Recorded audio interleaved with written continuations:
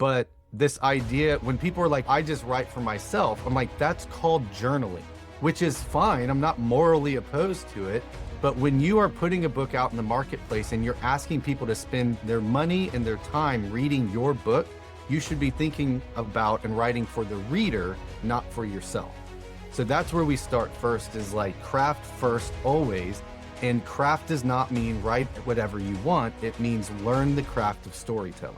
A couple months ago, I had a video on my channel talking about a tweet that CEO of StoryGrid, Tim Grahl, put out, and how two big YouTubers did not like what he had to say about world building and its lack of importance in writing. The video did really well. A lot of people had very different things to say about it, much like my recent Substack article about how slim novels are coming in and big doorstopper novels are going out. People have very different ideas about what constitutes filler, what constitutes excessive world building, and basically how to write in general. Tim's perspective had its detractors, but of course he stands by what he said.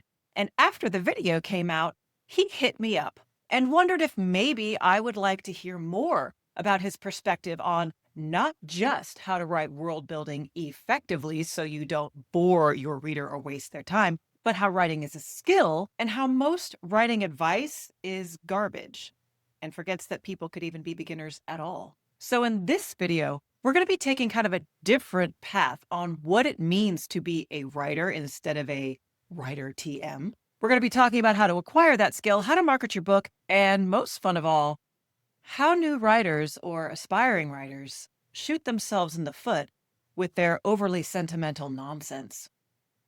I really enjoyed this talk, you guys, and I think you will too. Let's dive into it.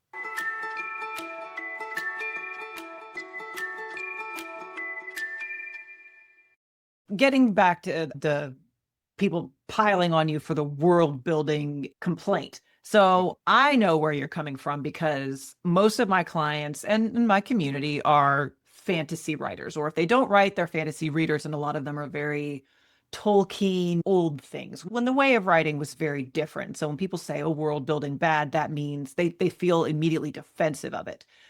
But obviously there are differences between genres. So when you are working with a client or if you're giving advice, how do you tailor your advice on how much exposition is too much based on the genre? So what do you consider when you give that advice, or does it just have to be individual to each specific book?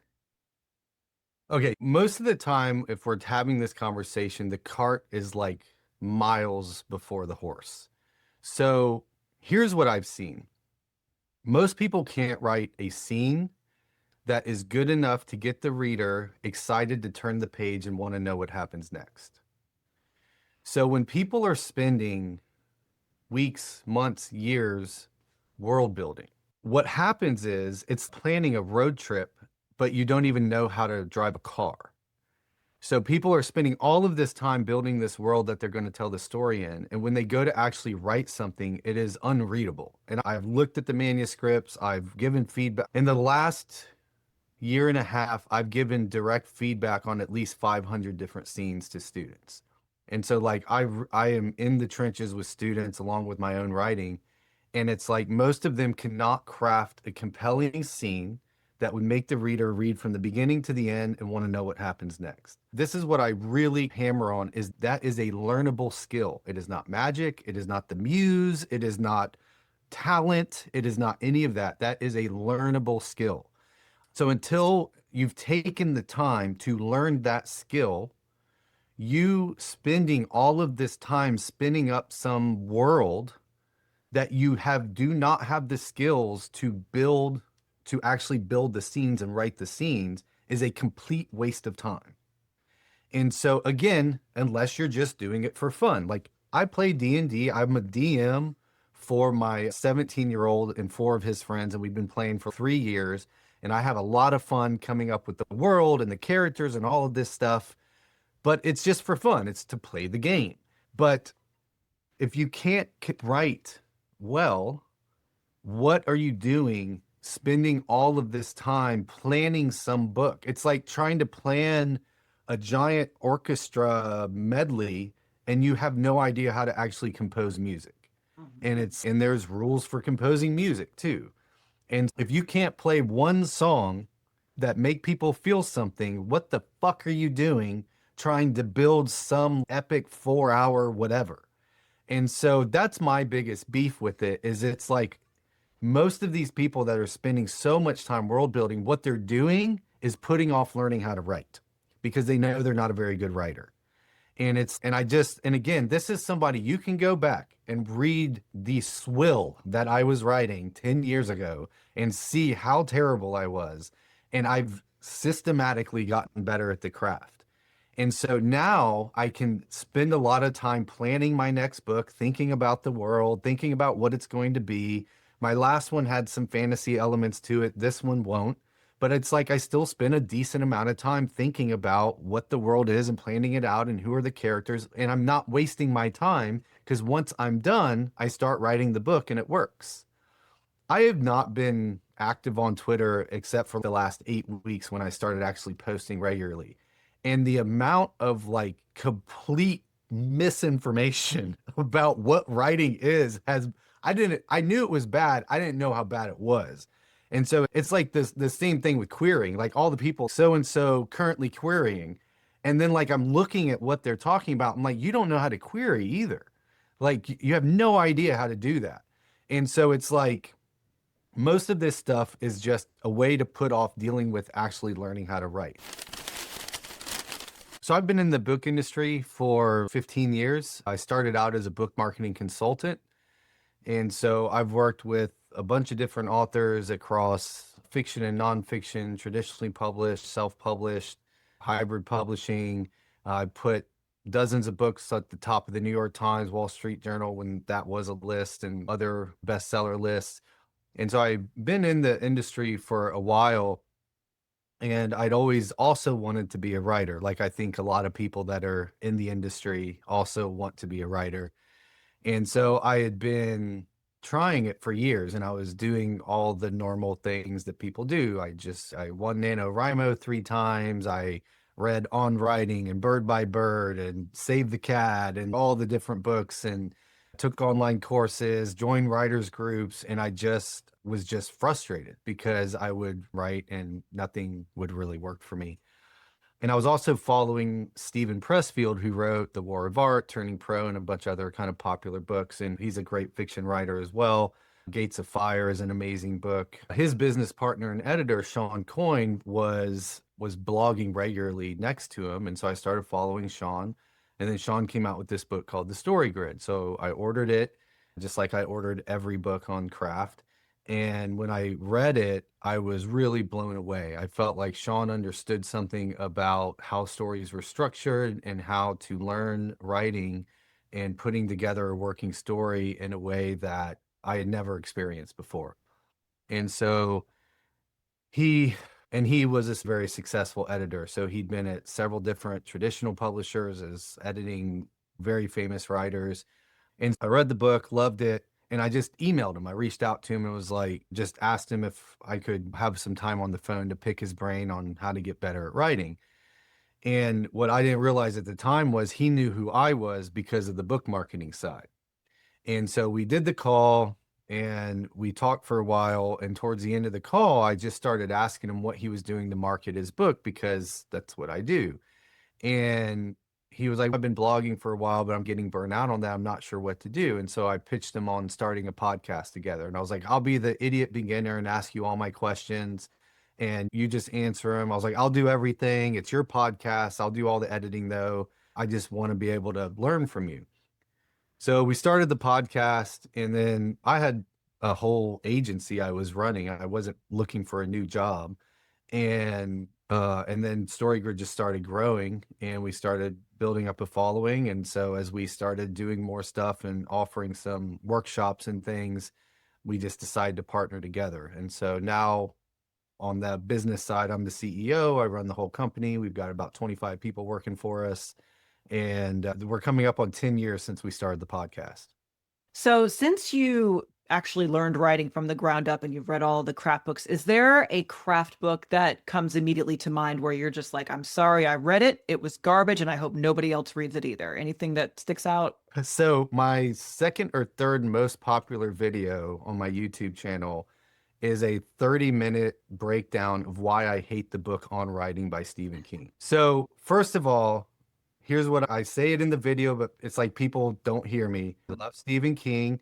One of my top three books of all time is 11/22/63. I got to the end of that book, closed it, and bawled my eyes out for 10 minutes. I love that book. So many happy reading moments for me have come from Stephen King's writing. That book is interesting and fun to read as a memoir. Mhm. It is a train wreck for people trying to learn how to write. I agree with maybe two things he says in that. The rest of it is just terrible advice for new writers. The other one is Bird by Bird. Again, love Anne Lamott. She's a great writer. I love her prose in that book.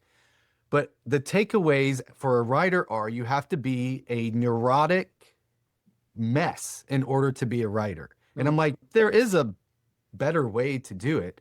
And the thing about both of them is they started writing when they were like fucking 8 years old. So they don't remember what it's like to learn how to write. Anne Lamott's dad was a writer and was teaching her how to write from a young age. She does not know what it means to be a beginner. And so it's like when she says, write something describing your lunch, and she writes the most beautiful description of a sack lunch you have ever read in your entire life. And I'm like, the amount of even professional writers that could do that is like minuscule. And it is not a skill you need to be a successful fucking writer. And so these books are by people that like don't remember what it's like to be a beginner, which is fine because they learned it so young, which is amazing. And they blessed the world with so many great things. And like everybody, what's the quote of your first draft of anything is shit? Did that come from Bird by Bird? I I think think that's, so. yeah.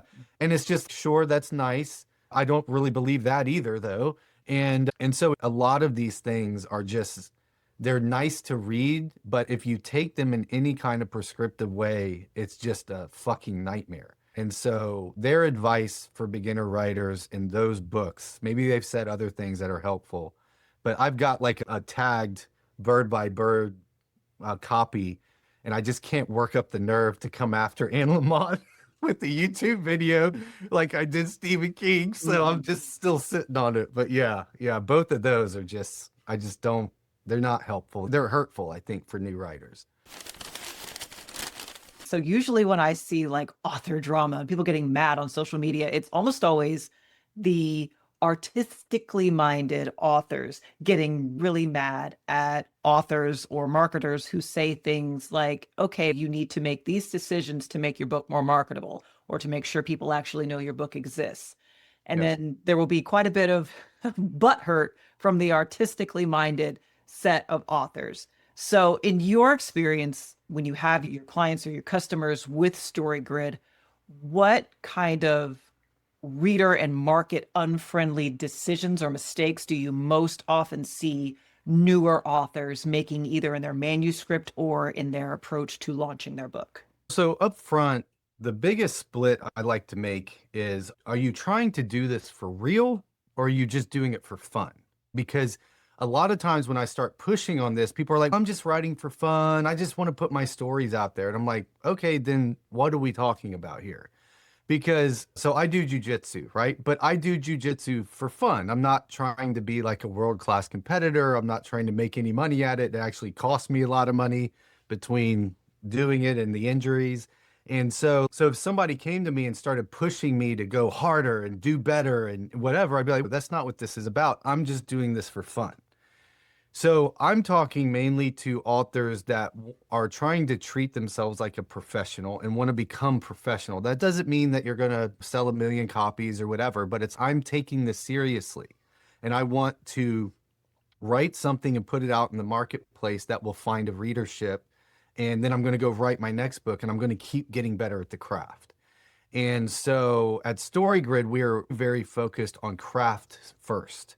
And that doesn't mean write whatever the hell you want. It means figure out there's this really great line in Whiplash, which is all about music, but they're all sitting around a table and his family's giving him a hard time, the main character, who's a drummer. And they're giving him a hard time about trying to become a world-class drummer. And his cousin says, it's all subjective, isn't it? And he looks at him and he's no. And it's the same thing with writing. There is an objectively working or not working story.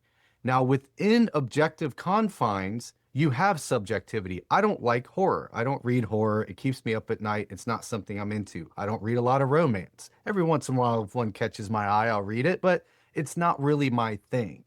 And it's if you listen to Taylor Swift, you may love Taylor Swift, you may hate her music, but it objectively works as music, right? And then when I talk about this, people be like, what about jazz? Jazz is random, right? And I'm like, do you want me to play the fucking drums in your jazz band? I don't think so. It's not random. It is objectively working or not working. And so when I look at learning how to write, I think it's important to learn what a working story is and is not, and then learn how to write working stories.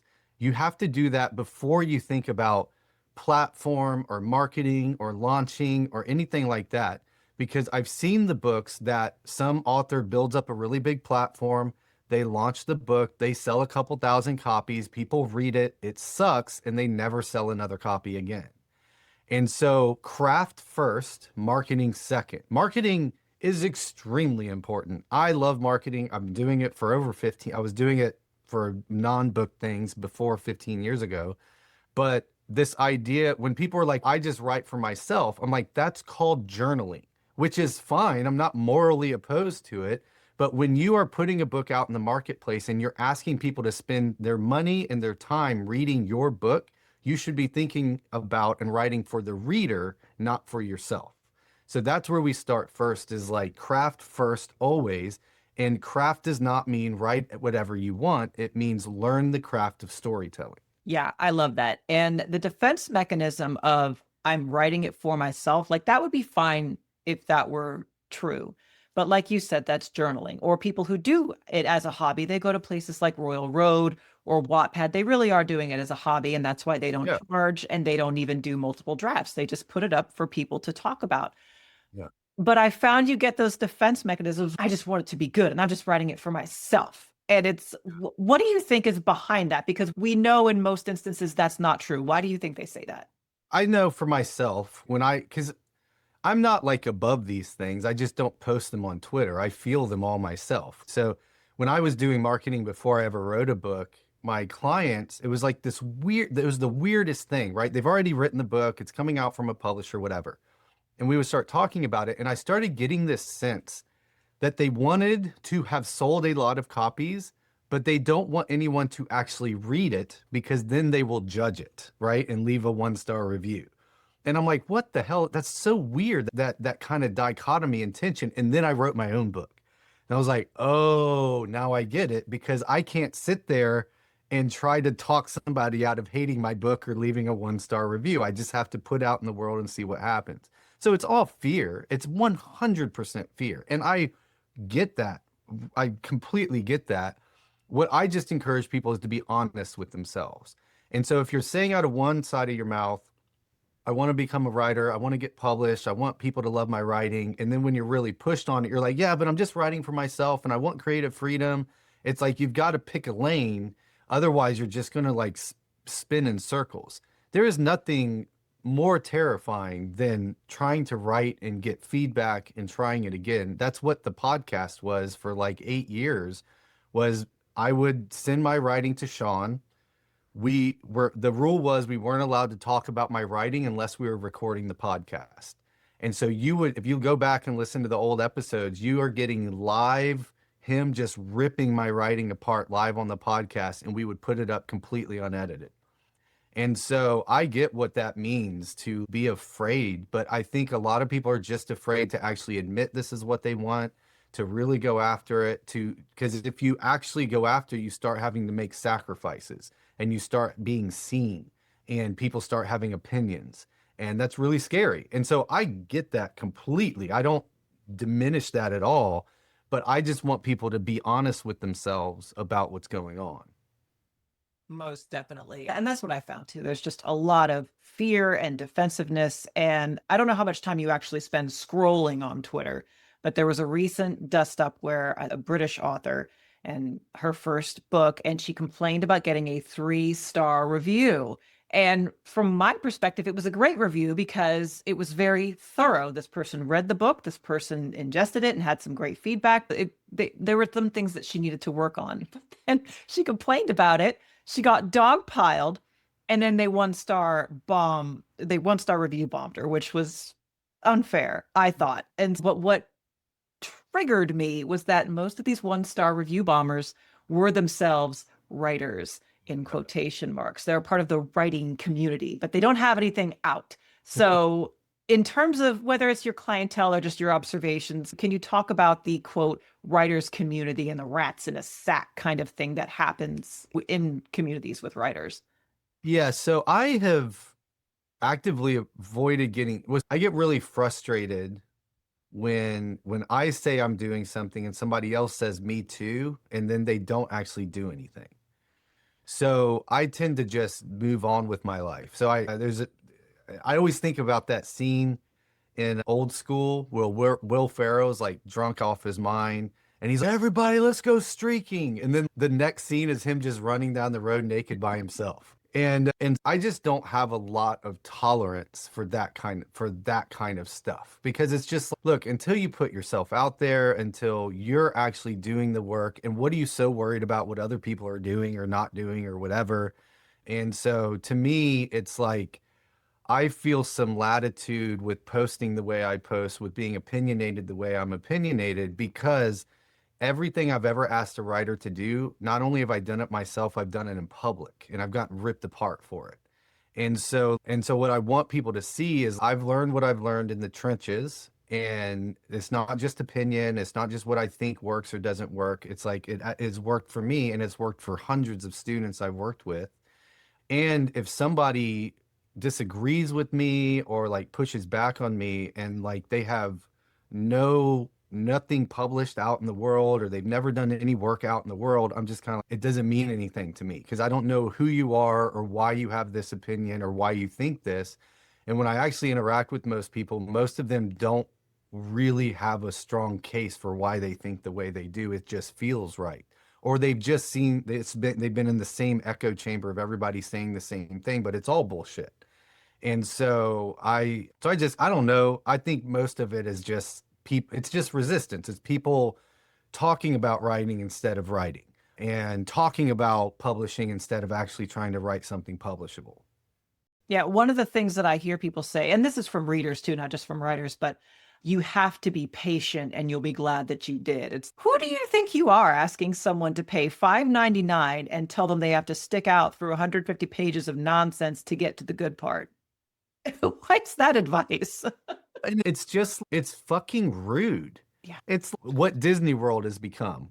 I'm going to charge you all this money and you're going to spend 90% of the day waiting in line. And we fucking hate that. I understand there are books that have slow builds. I understand like there are books that move at a slower pace, but that doesn't mean they're boring.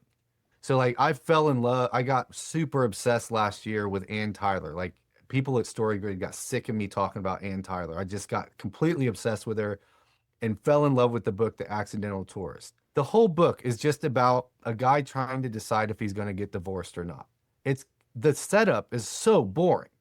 And yet it just grabs you and pulls you all the way through. And there's no like violence, there's no chase scenes, there's no sex scenes, there's no like crazy anything, but she's a really good writer that once you start reading, you have to know what happens next.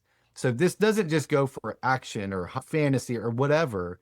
It's you have to be able to write things that people keep reading and want to know what happens next. If you send 10 people one of your scenes and not a one of them ask you to know what happens next, that's a problem. Like the best class I ever went to was sci-fi author Maxwell Alexander Drake. And he was originally a video game writer. And the reason that he was so good is because he's dyslexic. So Okay. I was naturally good at writing. He wasn't. He had to learn from the ground up why you make a sentence sound the way that you do, because he just didn't, it wasn't intuitive for him. So I Yeah. loved going to his workshops. And that's why I was glad to see that StoryGrid did the workshop model. You don't just have these pre-packaged courses, you do the workshops, so that live feedback. So as you're doing those workshops, what kind of aha moments, or what do you get from your students that you don't think would be there from like a course or like a PDF or something? To be clear, we've done probably a half dozen courses. I taught courses on book marketing. I was doing info products 12, 13 years ago. This is like my space. And what was happening is almost all of the conventional ways that people try to learn writing are a complete waste of time. And I know that because I wasted decades almost trying them all. So after we did courses for a while, I started looking at the writing of the students and it was still terrible. And I'm just like, this isn't working. And I started looking at what Sean was doing with me because at one point, Sean threw out Sean Coyne, creator of Story Grid, threw out one of my whole manuscripts and said, try again, and gave me a bunch of feedback. I wrote a whole nother manuscript. He read 3 pages of it, threw it out again, sat me down, looked at me across the table and was like, Tim, the problem is you can't even write a fucking sentence. And we spent 2 years of him trying to figure out how to teach scene writing. And we figured it out. I got really good. We figured out how to teach it. And then we started piloting how to take writers through this. And then this is when I came across this idea of deliberate practice. And this is like a scientific method for learning things. It's what Outliers was based on, Malcolm Gladwell. There's been a bunch of books written on it. And basically, the first thing you do is you have to break, like the skill we're trying to learn writing is not one skill, it's a bunch of little skills. How to write dialogue, how to write exposition, how to have an inciting incident that goes to a climax, like all these things. And then you practice those and you get feedback. And you want the feedback loop, the time between when you practice and get feedback, to be as short as possible. For writers, that often goes months or years. Or you're in a writer's group getting terrible feedback. You want feedback from an expert. And I'm not saying the people giving the feedback are bad people. They just don't know they don't know. And so Sean developed a very systematic way to give feedback. If this is not working, tell them this and have them fix it. If that's working, go to the next thing and the next thing and the next thing. And so what I've found is when people come in, again, I've looked at over 500 scenes. We've done probably 3,000 scenes across all our coaches and mentors in the last like year and a half. Writers come in all over the place. The first thing they have to figure out is something has to happen in the fucking scene. Like something has to change. And there's so many scenes where it's just people doing things, but nothing really happens, nothing really changes.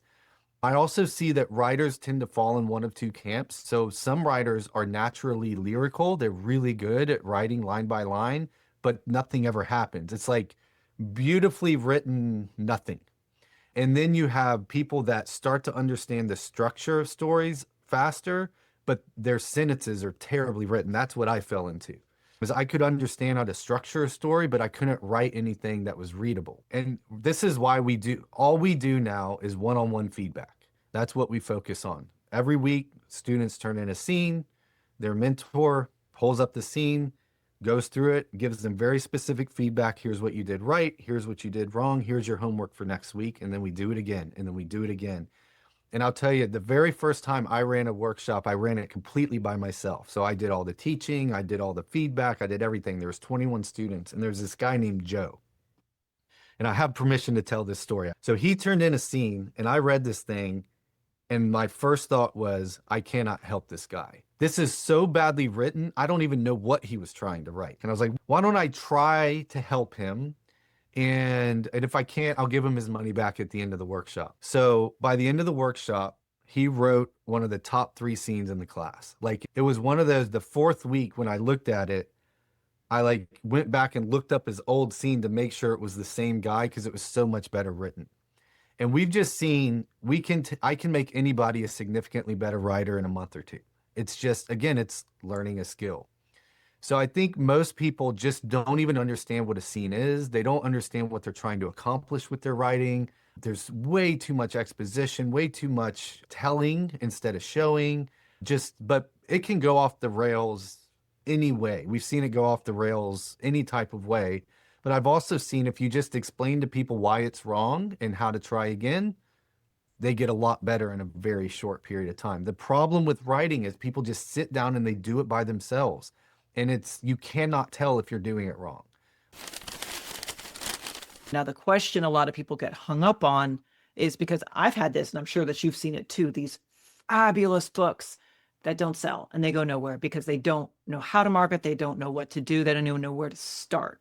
So if we're talking about an author who's just an author, they don't have a huge platform or anything like that, how would they most easily orchestrate a launch for their book that is good? Yeah, first of all, you need to change what a launch means. A launch is not the first week it comes out or even the first month it comes out. The launch is really at least the first year. So I always try to change people's perspective on time because to use probably a beaten metaphor, it's if I'm going to sprint 100 meters versus run a marathon, I'm going to start the race a little different, right?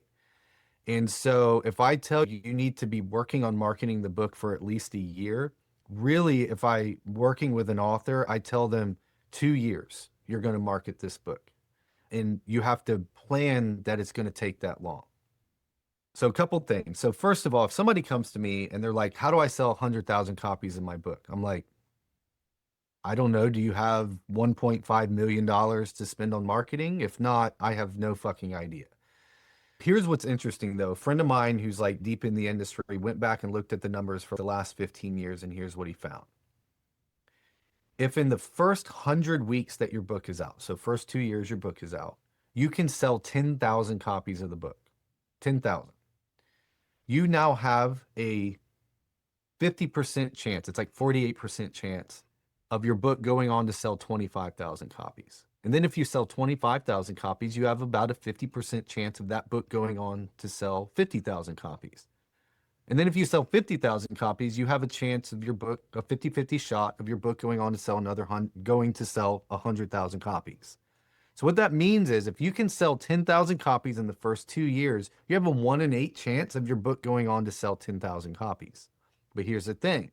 If you sell less than 10,000 copies in the first 2 years, you have an 80-something% chance that it will never sell 10,000 copies ever. So the goal is not 100,000 copies or 1,000,000 copies. The goal is 10,000 copies. And I like to change the word sell to read because it's actually easier to get somebody to buy a book than to read it. And I always use this example. I've got a copy of this is a 740-page fantasy book, right? So let's imagine you don't like reading fantasy. And I came to you, Chris, and I was like, all right, I got 2 choices for you. I'll give you the book, but you have to read it, all of it.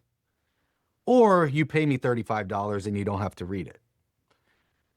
Most people that don't like fantasy will be like, I'd rather give you the $35, right? So it's easier to get somebody to buy a book than read a book. So what I want is 10,000 people to read the first chapter of my book. That's the goal. In 2 years, get 10,000 people. So what do? You give your book away. This is like across the board, the number one tactic to get your book out in the world is find people that are willing to read it and give them copies of the book. No strings attached. Just ask them to read it. And if you can get 10,000 people to read the book, your book now becomes more likely to find an audience over a period of time. And so I always want people to have a long-term view of promoting their book and putting it out into the world. And that if you don't have an audience, you don't have a platform, your goal is to give books away to people that'll read it.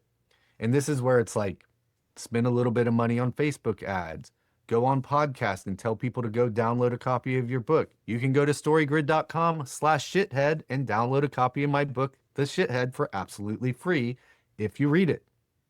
And so this is what people should be doing to promote their book, is thinking very long term, giving the book away to as many people as possible and just trying to get people to read it. And then when they read it and they say, I loved it, just be like, hey, it really helped me if you want to put a review on Amazon or Goodreads, and just directly ask them for it. People do not mind doing that. They will not do it if you don't ask in general. So I just ask people, it's like, hey, I really liked your book. Oh, thanks so much. Hey, would you mind just when you get a chance, go to Amazon or Goodreads, whatever you use, and just leave a review? They're like, oh, yeah, no problem. And they'll go leave a review, and you start seeing those review numbers tick up. And so it's like this is the best way to get the book out into the world and to start getting your writing and building a readership is to just give the book away. It doesn't matter about the money. You have to think much longer term than selling copies the week that it comes out. So you've mentioned The Shithead a couple times. That's your most recent release. So what other books do you have, and how did you, were they just ideas that came to you in a dream, or how did you go about constructing your individual stories and then deciding on what you wanted to write and how to get it out there? Yeah, so I have 6 books. Most of them are nonfiction. So I have a couple books about book marketing. I have like a businessy memoir called Running Down a Dream. That was the first one. I was really proud of the way it was written. That was after I'd worked with Sean for a while. And The Shithead was really interesting because, as you can tell, I'm not much of a woo-woo person, right? So like the idea of sitting around waiting for the muse to do something is like a terrible idea. I'm going to show up and work, and if the muse shows up, great. If not, I'm going to get my work done today. And I had been on this almost 2-year hiatus where Sean had said I'm not allowed to write anything longer than a scene until I learn how to write a scene. And in that time, so this was around 2020, and so my life fell apart in 2020, just like everybody else's. And I went through this really intense therapy called EMDR. And I about lost my mind. There was a point where my wife had to like take my kids and go stay with my parents because I was not safe to be around. And I came through it, and like my life changed forever. I'm a better person in about every way you can imagine. But some really crazy shit went down when I was in therapy. And so maybe 2 years after, I was talking to my wife about some of the things that happened, and she's like, you should write some of these down just so you don't forget them. And if you ever want to give them to our kids or whatever. And so I wrote 2 of them down and I sent them to Sean, and this was at towards the end of that 2 years. And he wrote back, this is some of the best stuff you've ever written. Keep going. So I wrote down basically everything I could remember from those moments in therapy. And they were just standalone stories. They read like short stories, like fantasy short stories. So about 3 months later, I was driving my son to school and we were listening to the band 21 Pilots. And there's this song called The Run and Go that would always make me cry. And so I dropped him off at school, and just as he got out of the car, this song came on. And for some reason, I like reached over and hit the repeat button on Spotify. And so for 25 minutes, I drove from Brentwood, Tennessee, downtown to Nashville, Tennessee, and I just bawled my eyeballs out as like this song played over and over, and the book just like downloaded into my head of how I could take these stories and wrap them in a bigger story. And so I got back to my office. I called Sean and I'm like crying. And I'm like, I got this idea. Here's what it is. What do you think? And we talked for maybe a half hour. And he's like, write it as fast as you can. And so I just wrote about, I forget, like 30 to 40,000 words over 6 weeks, just getting ideas down. And then at StoryGrid, we have this thing called the narrative path, which is how to plan your story. And it's how to actually build a 360 plan of how to write your story. So characters and genre and theme and all that kind of stuff together.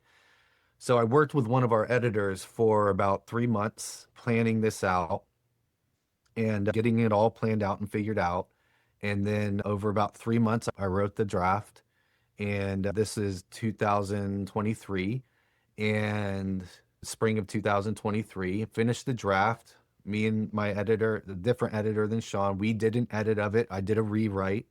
And then I sent it to Sean the first week of November 2023.